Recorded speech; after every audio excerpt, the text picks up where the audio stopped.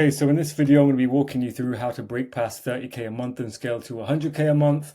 This is going to be very simple. So at 30K a month, your problem usually isn't more leads. By the time a coaching business reaches 30K a month, it has usually proven that its offer works and the demand exists. The founder has built an audience, receives inbound messages, and consistently generates interest. Yet many continue to think the stage of next growth comes from more content, more ads, and another funnel. In reality, the biggest opportunity often lies in improving how existing demand is converted into qualified sales opportunities.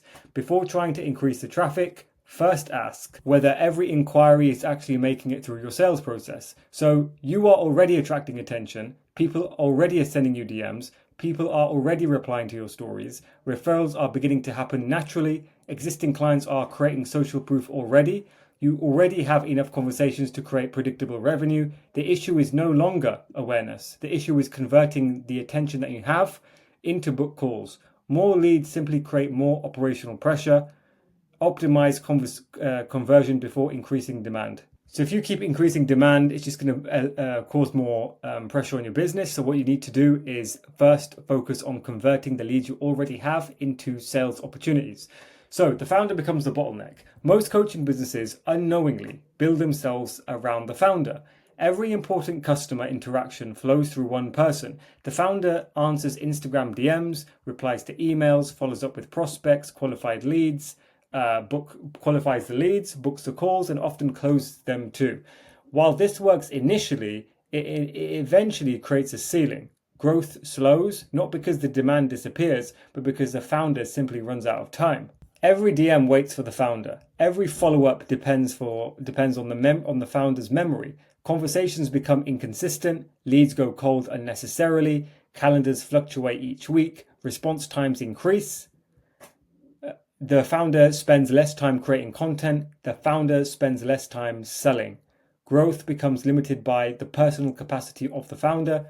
The business becomes stressful instead of scalable. So what this basically means is the founder becomes the bottleneck.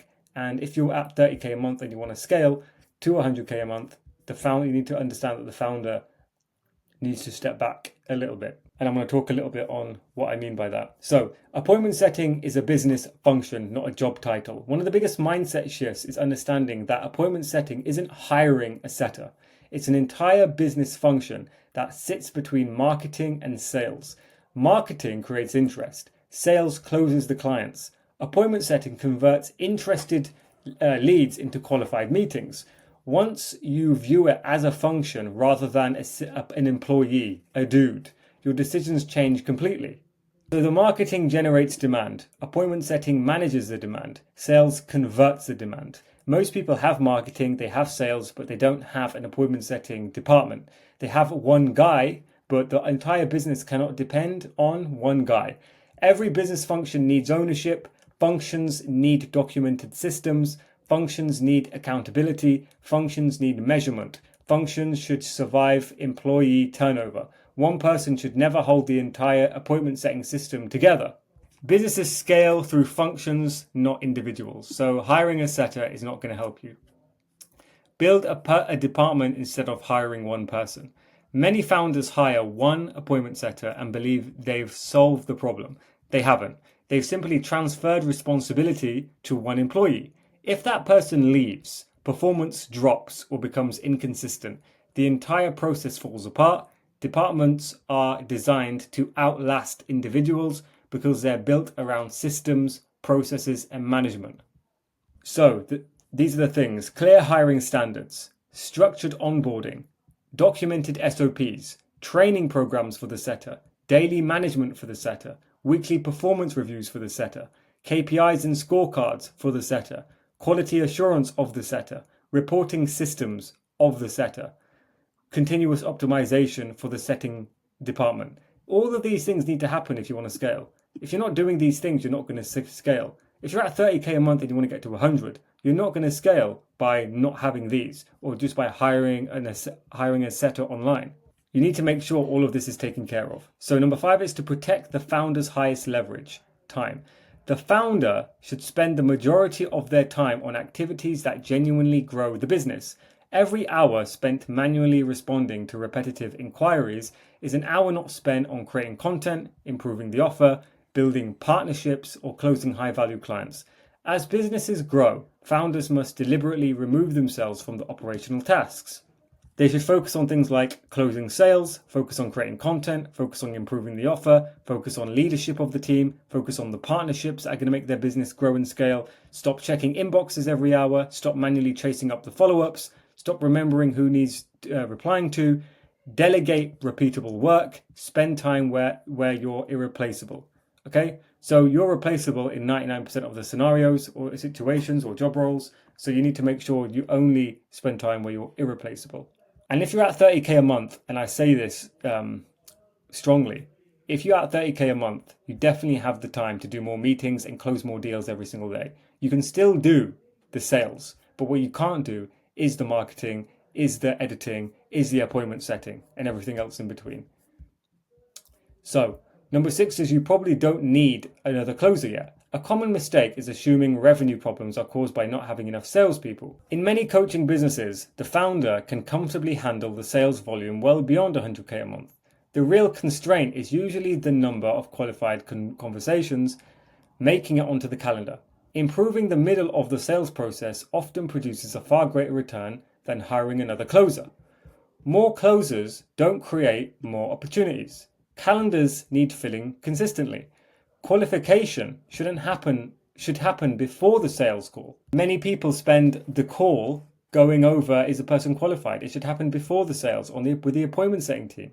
Salespeople need quality meetings. You can't just book anyone onto the calendar. And hiring an appointment setter, that's what they do. They just book anyone.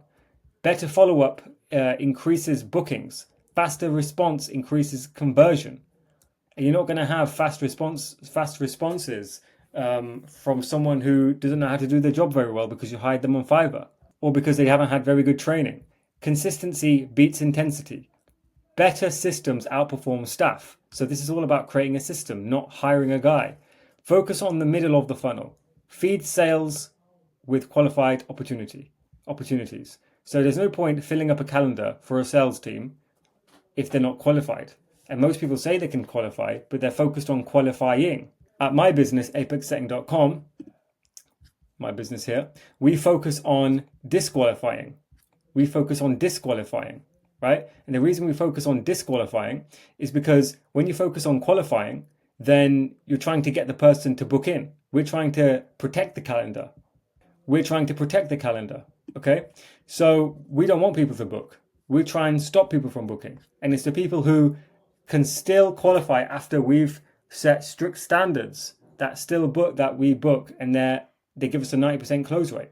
Scale the function, not the founder. The businesses that continue growing are rarely dependent on one exceptional individual. Instead, they've created functions that operate consistently regardless of who's sitting in the chair.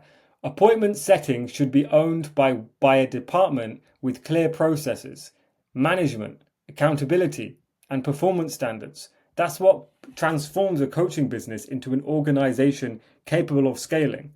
Every inquiry receives a response, every lead is qualified consistently, every follow-up is tracked, every KPI is measured, every team member follows the same process. Managers own the performance, systems reduce the mistakes that are made by a stupid setter, founder dependency decreases, revenue becomes predictable, growth becomes operational rather than a personal thing of a single setter or of a single person.